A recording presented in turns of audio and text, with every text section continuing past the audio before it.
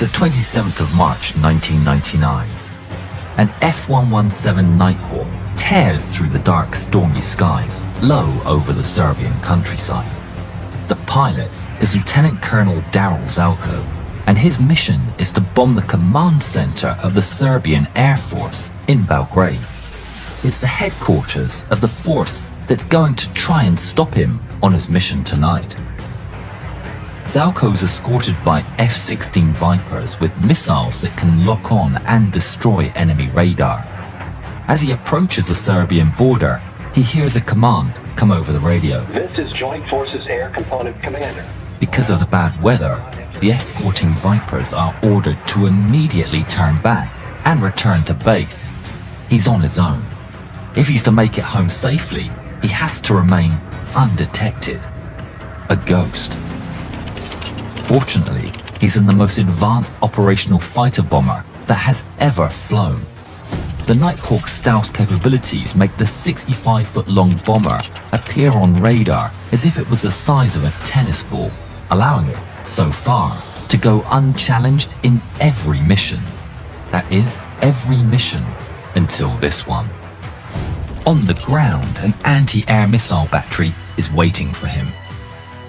It's under command of Lieutenant Colonel Zoltán Dani. Serbian spies have let him know that the enemy aircraft are coming, and he thinks today is his best chance to take down one of the elusive ghosts. Sweep the skies, Dani orders, and the P-18 early warning radar comes to life. They think at its lowest frequency it may be capable of detecting the enemy planes, but it also detects clouds and rain, resulting in a screen covered in fake signals. But, looking closely, Dani sees something. One tiny dot moving through the masses of clouds. A tiny dot headed right towards them. Duh je ovde. Uključi nišanski radar. Uključen je. Imamo 20 sekundi. Nema cilja. Nema cilja. Nastavi da tražiš cilj. Zoltán's Nighthawk speeds towards its objective. The computer preparing the drop. Hajdemo opet. P1 I P2, traži cilj. Dani double-checks the low-frequency radar. He can see the target. It's right in front of them. But he needs the SAM radar to get a lock. Nema cilja. The men scan the sky just as instructed. Nema cilja. Yet, the screens remain dead. But then, Zoltán opens his bomb bay, increasing the Nighthawk's radar signature just at the wrong moment. Imam ga. Fi-2 prati cilj. Fi-1 pratim cilj. Lansiraj.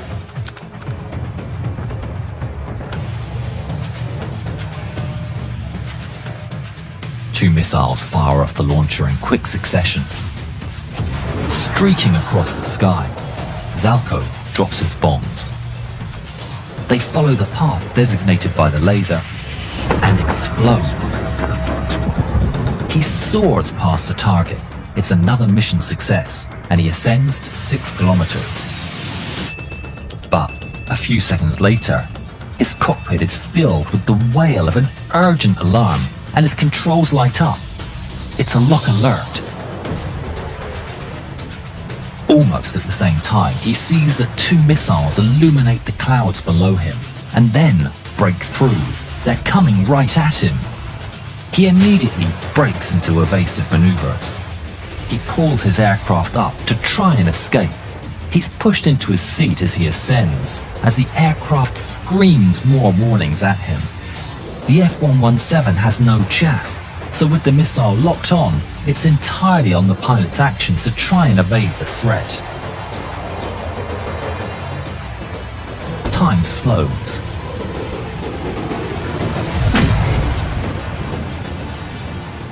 He knows it's over.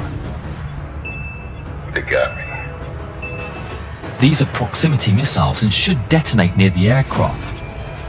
Somehow the first missile malfunctions and races by his canopy. The second missile, though, doesn't malfunction. it explodes, sending out a cloud of sharp shrapnel that perforates the left wing of his Nighthawk. The entire left side is blasted to pieces, illuminating the night sky a fiery orange. The aircraft immediately loses control and is thrown into a wild spin. As the plane spins, Zalko is pinned to his seat and experiences severe G-forces. The spin increases in violence. Flashing warnings illuminate his controls, and a bright flame shines through the cockpit windows. As the landscape spins around him, he knows he's in a critical situation. Even ejection might prove fatal, but it's his only choice. He fights 7 Gs of force, 100 pounds pulling up on each of his arms. Fueled by adrenaline, he gets hold of the ejection handles and pulls. In the blink of an eye, the canopy is blasted away, and his seat rockets out of the cockpit. For 1.5, almost eternal seconds, Zalko free falls through the air, stuck to his chair.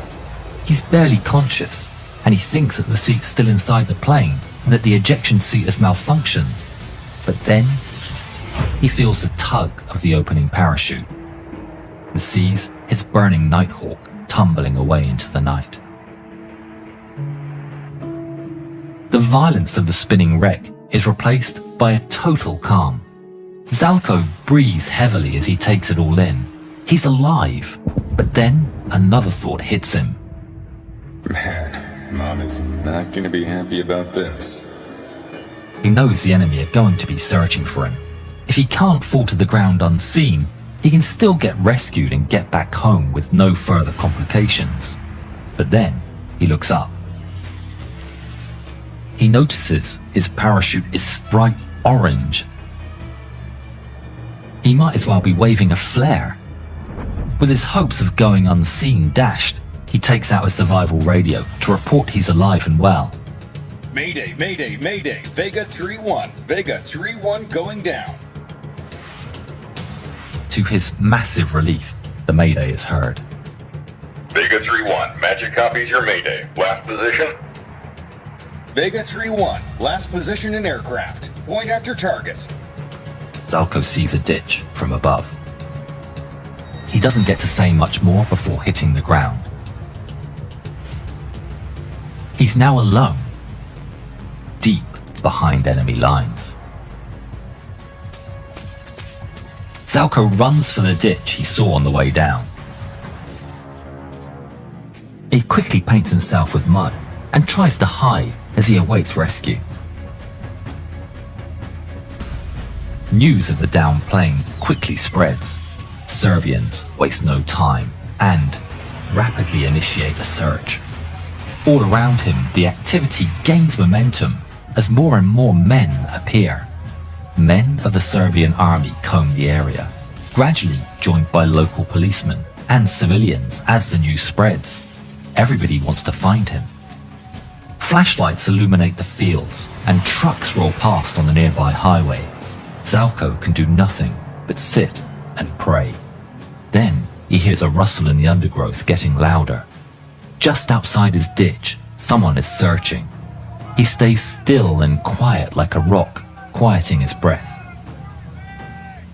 He hears panting and snuffling. It's a dog. Slowly and carefully, Zalko pulls out his knife. The dog gets closer. He weighs his options. Should he kill the dog? If he did, could he do it silently? He finally makes up his mind to spare the dog, reasoning that if he did kill it, the owner would be quick to follow.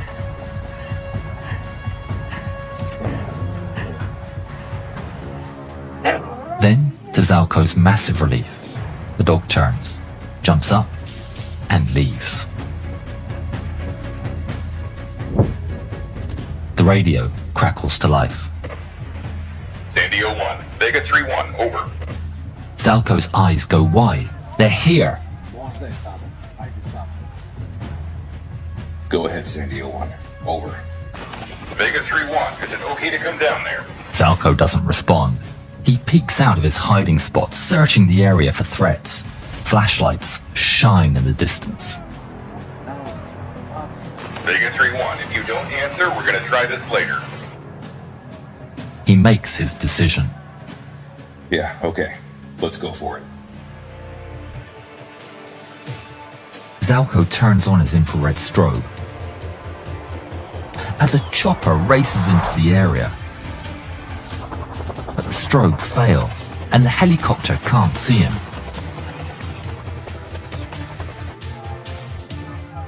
He curses his luck and desperately checks for threats. He has a backup, but it's nowhere near as subtle. But it's now or never. Zalko makes a quick decision and pops a flare. Bright light spills all around him and illuminates the area, pointing out his position for the rescue helicopter and the enemy alike. There he is! The helicopter sweeps in rapidly as the enemy also closes in. At the same time in the distance, flashlights from enemy patrols are all pointed towards the flare. But then another transmission comes through the radio. Snuff your flare. It blinds our night vision. Thinking quickly, Zalko rushes to take the flare and dunk it in the mud, just as the rescue helicopter comes in to land right in front of him, and is greeted by an American rescue team. How you feeling, sir? Great. Now let's get out of here. The field is blasted with wind as the helicopter rises up into the air and exits the scene with just seconds to spare before the enemy spills over the landing site. Zoltán, Dani and his crew to this day remain the only team to have downed a stealth aircraft in combat. When talking about the incident, Dani would later say, "When it hit, it felt very good." Kao da ste postigli pobjednički gol na fudbalskoj utakmici. The US didn't destroy the wreck, and the Serbian forces salvaged the mortally wounded